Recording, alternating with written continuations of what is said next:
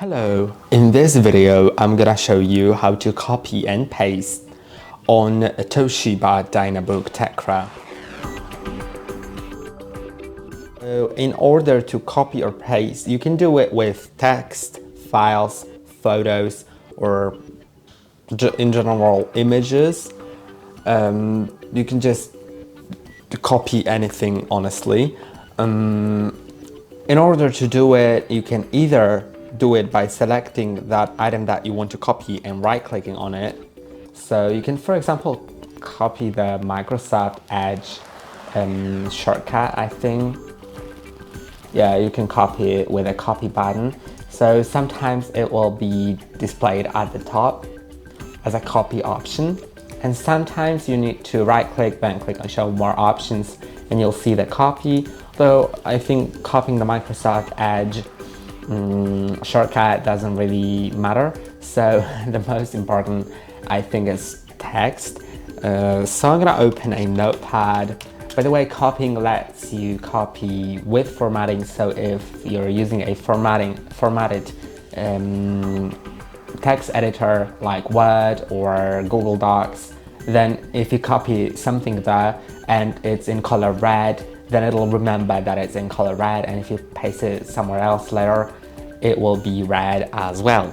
And as I type anything, I can just either right click on it, first select it, then right click on it and click on copy, then right click somewhere else and click on paste. So you can copy it from one document, then paste it to, I don't know, a message to your friend, whatever. And you can also do that with a very quick way by clicking on Ctrl combined with C on your keyboard to copy and Ctrl combined with V to paste. Also remember this Windows key because I'm gonna use it in a moment. So as we know how to copy and paste with the mouse and with the keyboard, Ctrl C has copied now, and now as I click on Ctrl V, it has pasted.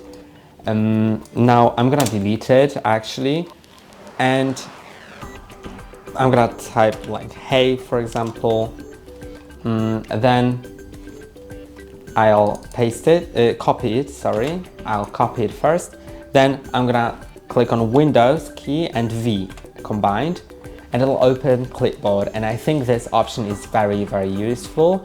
If you click on it, you need to first turn it on, and once it's turned on, it'll save the history of copied things. And it will not save like the whole history, just a few recent items. And you can see that if I later, after copying that hey, also type in something else, copy it, then when I click on Windows V, I can choose which one to paste. And of course, since since the clipboard only saves several recent items, then if you want an item to not get lost, you can click on that pin button. Then it'll be pinned and won't disappear from this clipboard. That's all for today. Don't forget to like and subscribe. See you next time.